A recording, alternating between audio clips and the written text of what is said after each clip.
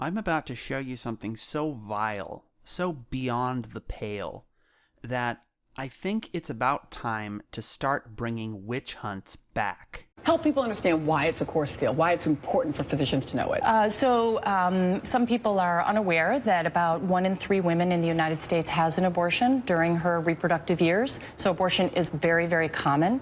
So if it's a procedure that 30% of women are going to have, it's something doctors need to know a lot about. They should know all the basics, and many of the skills that you learn through providing abortion are skills that are generalized to other things we do in the profession, some of the technical skills. So it's something you really need to know the fundamentals about to really understand it. I could show you some of the fundamentals of abortion.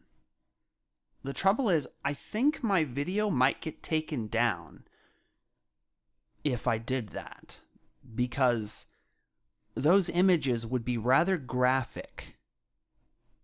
But what we've just heard here is that not only should medical schools be teaching abortion, but all medical students should be required to study abortion and perform abortions. And we're talking about surgical abortions here. We're not talking about the effects of contraception. We're talking about surgical abortions as a core skill. And this is justified by the fact that 30% of women get them?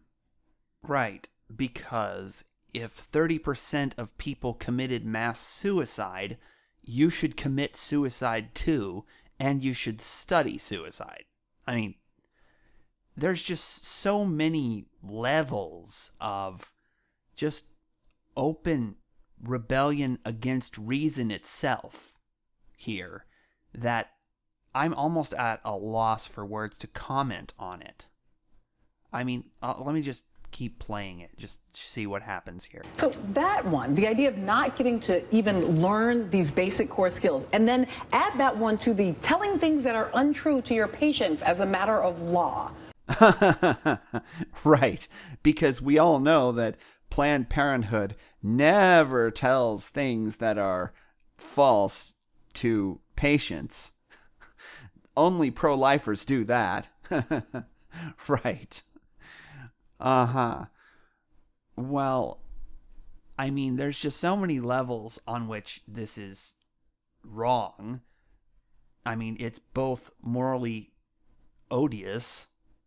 I mean, this is almost enough to prove that John Calvin was right with his doctrine of total depravity, you know? I mean, I don't believe in total depravity, but this comes close to proving Calvin right. But anyway, let's just go with the facts for a minute here and try and suspend any sort of moral judgment, all right? Let's look at how much do abortions cost? Well, according to this pro-abortion website, abortions cost somewhere between $300 and $950. That's not cheap. And if 30% of women are likely to get one, then that makes abortion a rather large industry.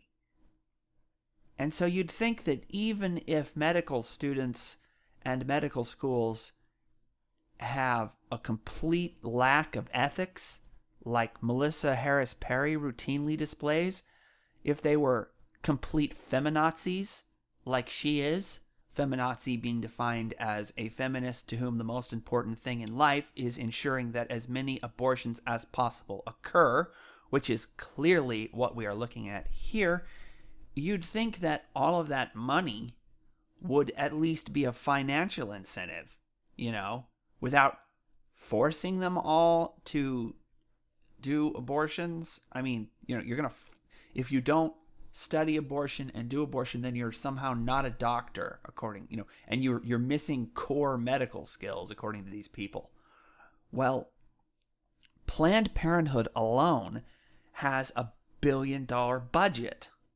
You'd think that chasing some of that money would at least provide a financial incentive without having to, force it on people.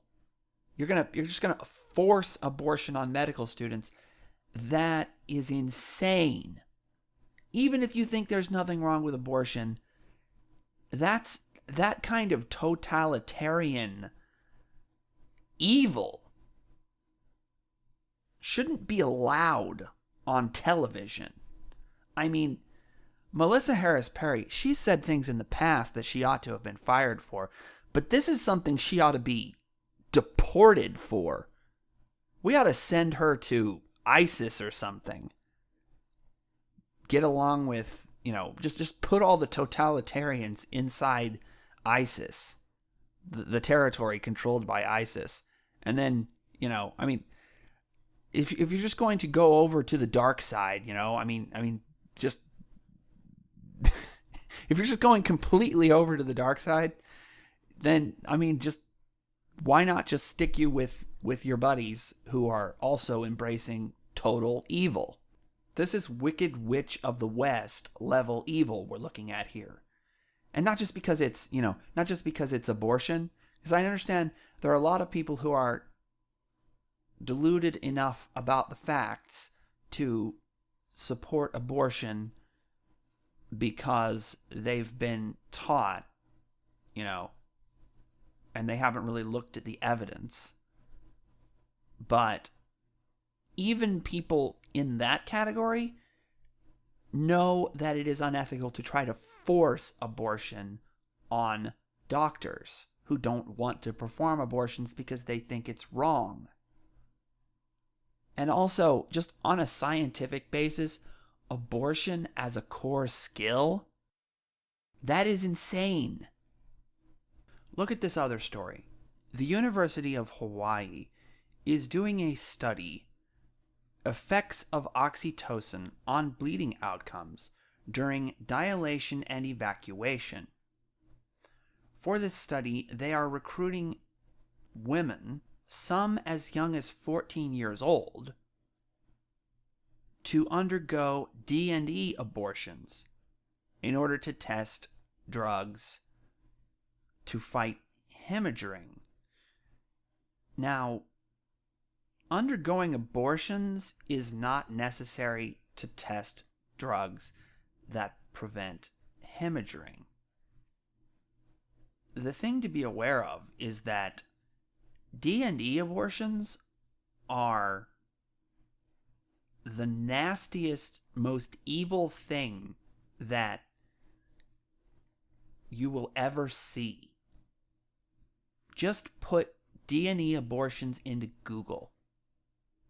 You will get infographics explaining precisely what the procedure involves, and also a lot of things that you can't unsee once you have seen them.